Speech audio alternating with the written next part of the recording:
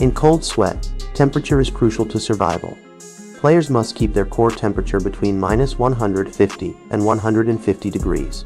Going beyond this limits lead to damage and potential death. The temperature is influenced by factors like biomes, altitude, time of day, and nearby blocks such as lava or ice. If the world temperature is too extreme, the player's body temperature will quickly rise or fall, triggering negative effects like blurred vision in heat or slower movement in cold. Monitor and managing temperature is key to surviving in this mod. You can craft a thermometer to check the exact world temperature. To do this, combine 2 gold ingots and 3 redstone. Once crafted, simply hold the thermometer in your hotbar or offhand to see the temperature in Fahrenheit or Celsius. When placed in an item frame, the thermometer will display the ambient temperature of that specific location when you hover over it, making it a useful tool for monitoring environmental conditions. You can insulate your armor to better withstand extreme temperatures. You'll need to apply insulation items at a sewing table. Each piece of armor have a set number of slots for insulation, and the amount each insulation item adds is displayed in the tooltip. It is categorized into 3 types: cold in blue, hot in orange, and neutral in purple, allowing you to customize your protection. For example, mixing hot and neutral insulation can provide strong heat resistance while still offering some cold protection. Adaptive insulation, which adjusts based on the environment, offers flexibility but is less effective than specialized insulation. The boiler is crafted with any color of wool and any type of planks, following this recipe. You can also retrieve the ingredients applied using shears instead of an insulation item.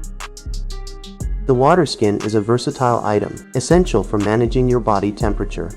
To prepare it, simply fill the Waterskin from a water source, which will change its texture, and add a filled tooltip.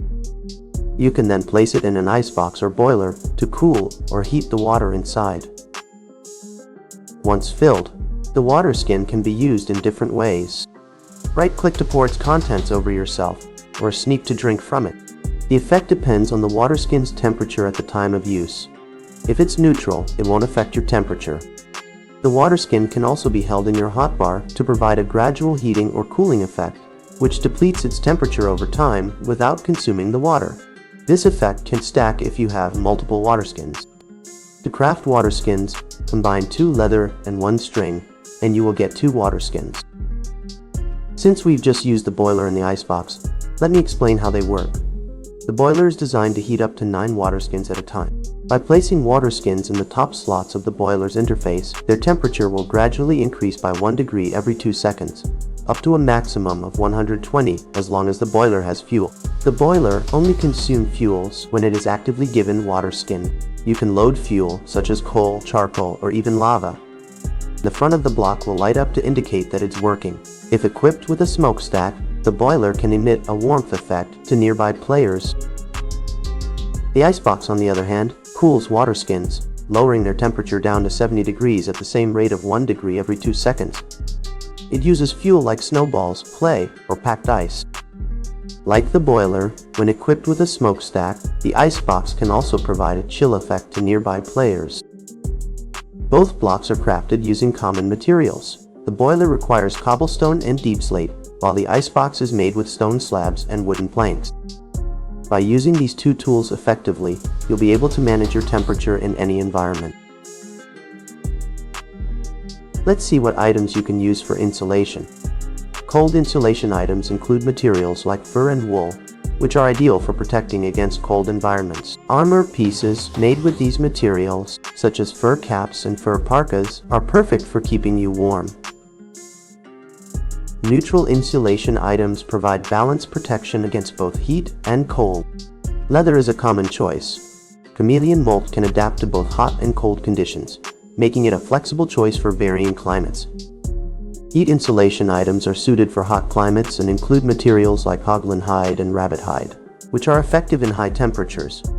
By selecting the right insulation materials for your armor, you can ensure protection in any extreme environment.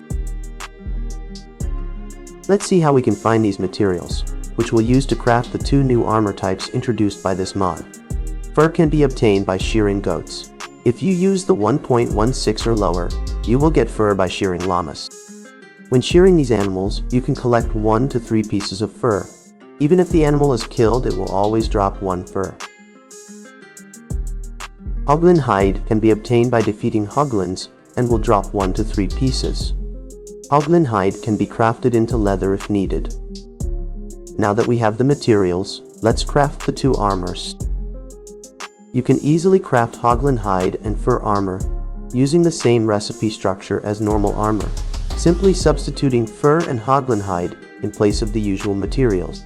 If you wear all the pieces of the Hoglin Hide armor, you will have a total of 16 defense and 38 heat insulation protection, and will make piglins neutral and protect the player from magma blocks.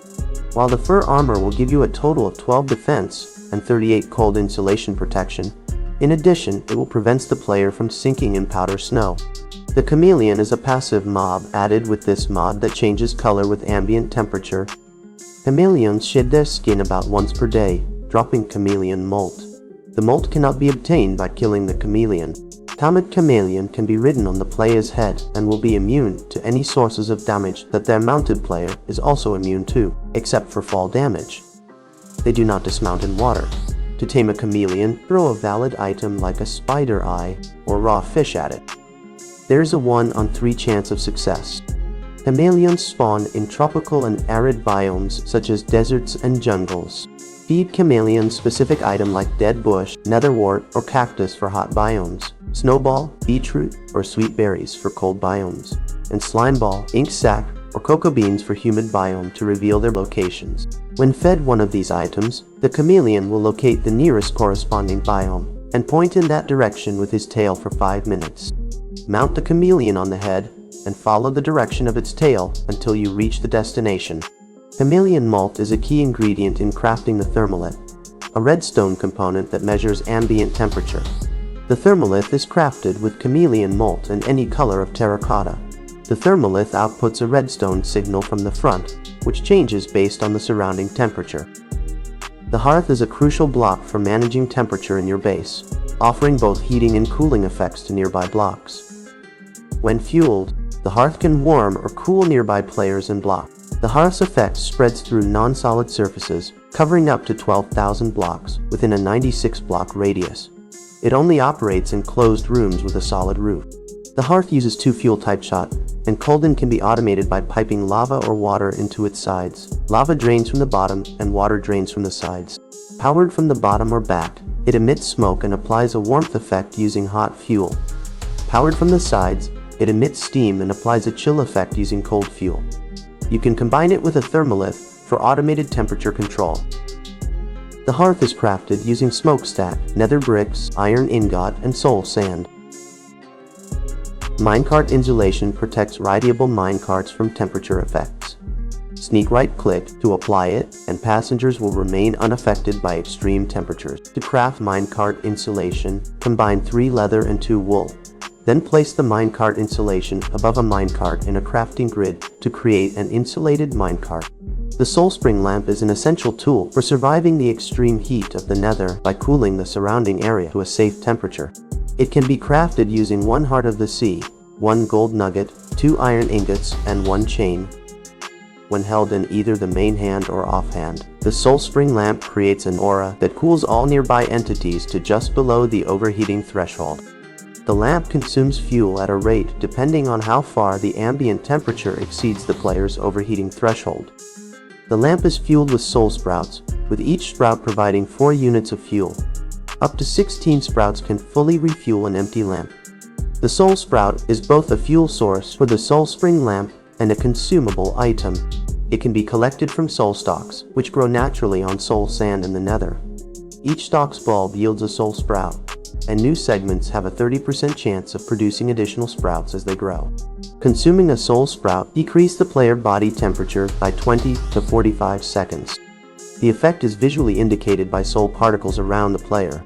Ice resistance is a beneficial effect that provides immunity to freezing damage from hypothermia and powder snow. To brew an ice resistance potion, use a brewing stand with soul sprout and up to 3 awkward potion. Thanks for watching. I hope I've covered everything you need to know, but if you have any questions or need more details, feel free to ask in the comments or check out the mods wiki. Don't forget to like, subscribe, and hit the notification bell to stay updated for more mod showcases.